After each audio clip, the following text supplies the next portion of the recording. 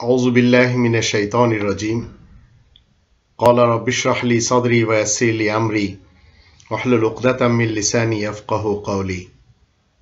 সম্মানিত দর্শক এবং শ্রোতাবৃন্দ, আপনাদের সকলকে জানাই আসসালামু আলাইকুম ওয়া রাহমাতুল্লাহ।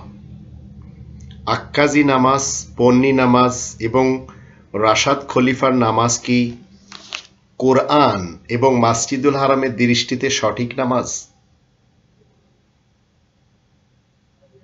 রবের শান্তির রাজ্যের যেখান থেকে বাংলা ভাষায় আমাকে শুনছেন, আপনাদের সকলকে বলতে চাই, ভয়ানক ফিতনা তারাও যারা কাবার দৈনিক 17 রাকাত, জুমায় 2 রাকাত, রমাজানের 1 মাসের এশায় 27 রাকাত নামাজের বিপক্ষে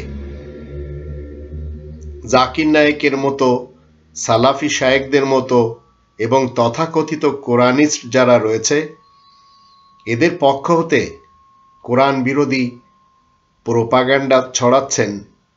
এরা সবাই মূলত ভ্রান্ত মতবাদ নিয়ে আছেন।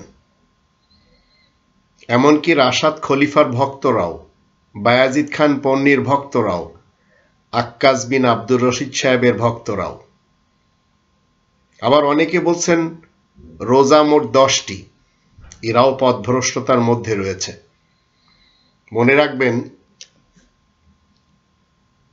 আপনাকে আমাকে এই কোরআন মানতে হবে, মসজিদুল হারাম মানতে হবে এবং 4 নম্বর সূরা আন-নিসা এর 115 নম্বর আয়াতের দৃষ্টিতে আরেকটি পথকে অনুসরণ করতে হবে। সেটি হচ্ছে ওমা ইউশাকিকি রাসূলা মিন বাদি মা তাবায়্যানা লাহুল হুদা ওয়া ইয়াত্তাবি' গায়রা সাবিলিল মুমিনিন নুওয়াল্লিহি মা তাওয়াল্লা ওয়া নুসলিহি জাহান্নাম ওয়া সাআত মাসীরা। যে কেউ রাসূলের বিরোধিতা করবে তাকে সত্য সঠিক কর্তব্য পরিষ্কারভাবে বুঝিয়ে দেওয়ার পরেও মুমিনদের পথ ছাড়া যে কেউ অন্য পথ অনুসরণ করবে, ভালো করে মনে রাখবেন, ওয়া ইয়াত্তাবি' গায়রা সাবিলিল মুমিনিন, মুমিনদের পথ ছাড়া যে কেউ অন্য পথ অনুসরণ করবে তাহলে সে যা চায় তাকে আমি তাই করতে দিব, তাকে আমি জাহান্নামে পৌঁছে দেব। সে তো বড়ই জঘন্য ঠিকানা। কোরআন মানতে হবে, কোরআনের অর্ডার মতো মসজিদুল হারামকে মানতে হবে। কোরআনকে ফলো করে চলেন নবী, রাসূল এবং তাদের অনুসারীরা, সেই মুমিনদের রাস্তায়ও চলতে হবে। মসজিদুল হারামে মুমিনিনদের এই নামাজের সিস্টেম শুরুদিন থেকে ইব্রাহিম রাসূলের শিখানো। তাই 2 নম্বর সূরা আল বাকারার 125 নম্বর আয়াতের দৃষ্টিতে কাবাতে কন্টিনিউ চলে আসা বিধান যারা বলবে এটি সঠিক নয়, তাহলে মনে রাখবেন তারা কোরআনের শত্রু এবং মসজিদুল হারামের শত্রু। আর আল্লাহ বলে দিয়েছেন ওয়াত্তাখিযু মিন মাকাম ইব্রাহিম মুসাল্লা, তোমরা সবাই যারা জীবিত রয়েছ আজকের দিনে মসজিদুল হারামের ইমামতির স্থান, যেখানে ইব্রাহিম রাসূলের দাঁড়ানোর স্থান, সেখান থেকে কায়েমকৃত নামাজকে নিয়ে নাও। তো এই নির্দেশটি কোরআনের, এটি মুমিনিন যারা তারা নিয়ে চলেছে, এখানে কোনো মতবিরোধ নেই।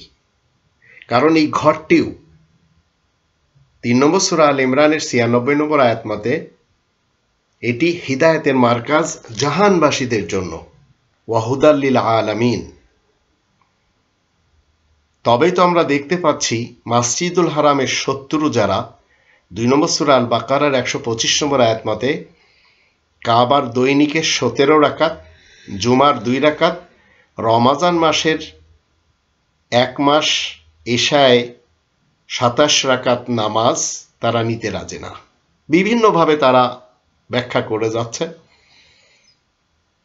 এই শত্রুরা মানে না 3 নম্বর সূরা আল ইমরানের 95 নম্বর আয়াত মতে বাবা আদম ইব্রাহিমের মিল্লাতের পথ।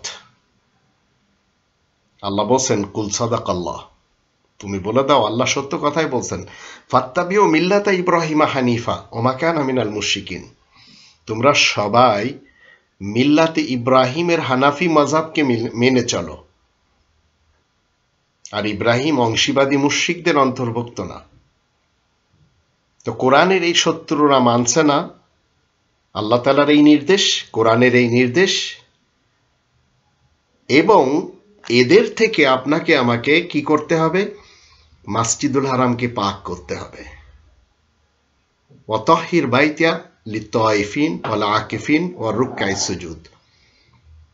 আল্লাহ তাআলার ঘরকে পাক করতে হবে এই সকল লোকদের থেকে যারা নিত্য নতুন নামাজের সিস্টেম তৈরি করে নিয়েছে, কাবার বিপক্ষে চেয়ে বিভিন্ন ধরনের থিওরি মানুষকে দিচ্ছে, এবং তারা মনে করে চলেছে আক্কাস বিন আব্দুর রশিদ সাহেব যেমন নতুন একটি সিস্টেম দিচ্ছে বাঙালিদের মাঝে, উনি মানতেই রাজি না 2 নম্বর সূরা আল বাকারার 124 নম্বর আয়াতে যে ইব্রাহিম রাসূলকে সর্বযুগের সর্বজামানার প্রত্যেকটি মানুষের জন্য ইন্নী জাইলুকা লিন্নাসি ইমামা, তাকে যে ইমাম আল্লাহ বলেন আমি তোমাকে ইমাম বানালাম প্রত্যেকটি মানুষের জন্য। তো আজ নামাজের ব্যাপারে তিনি তো আমার ইমাম।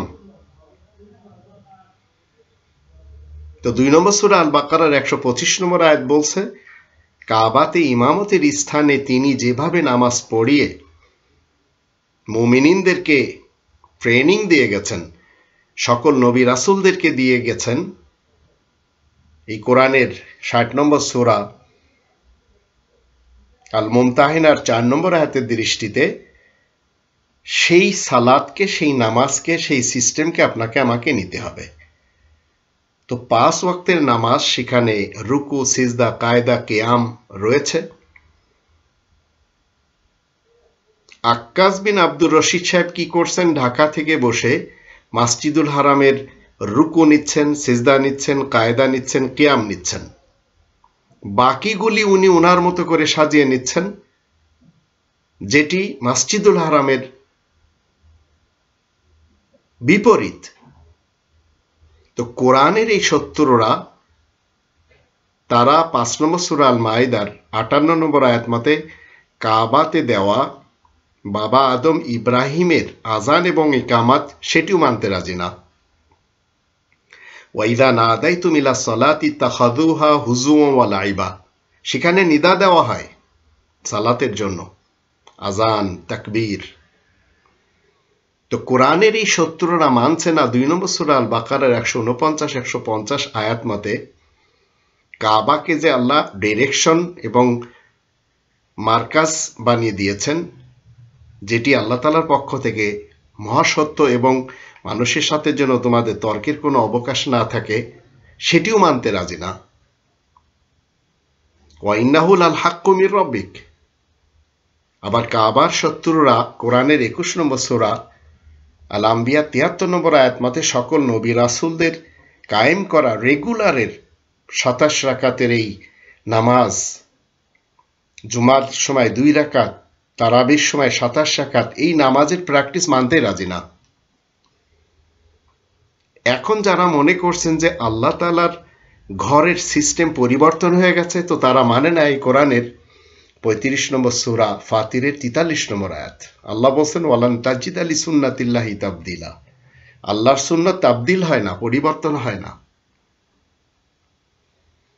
তো 60 নম্বর সূরা আল মুমতাহিনার 4 নম্বর আয়াত মতে বাবা আদম ইব্রাহিমের অনুসারী সকল নবী রাসূলগণের উসওয়ায়ে হাসানা আপনাকে আমাকে মানতে হবে।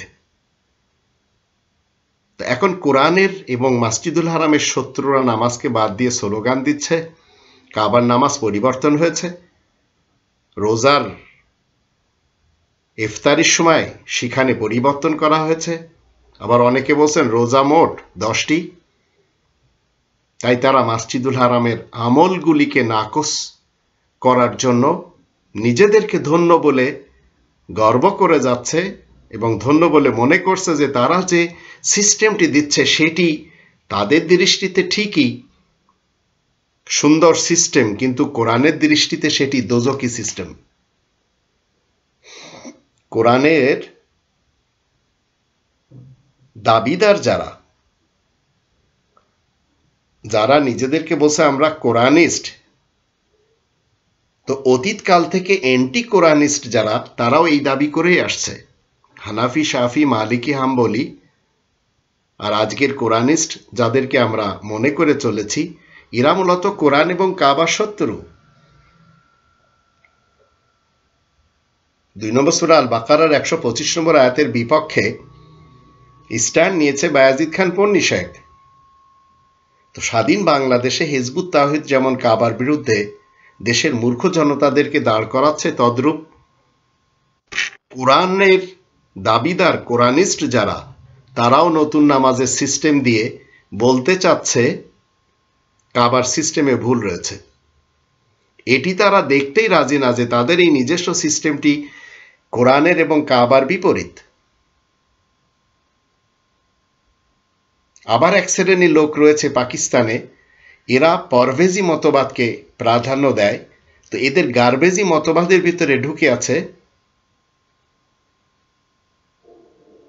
কোরআন বলছে 9 নম্বর সূরা আত-তাওবার 36 নম্বর আয়াত মতে, দুনিয়া সৃষ্টির শুরু থেকে 12টি মাসে 1 বছর হয়। এই 1 বছরে রয়েছে 365 দিন বা তারও কিছু কম বেশি। এই দিনগুলির মধ্যে 29 অথবা 30 সংখ্যা হলো আইয়ামা মাদুদাত, 2 নম্বর সূরা আল বাকারার 183 আয়াত মতে।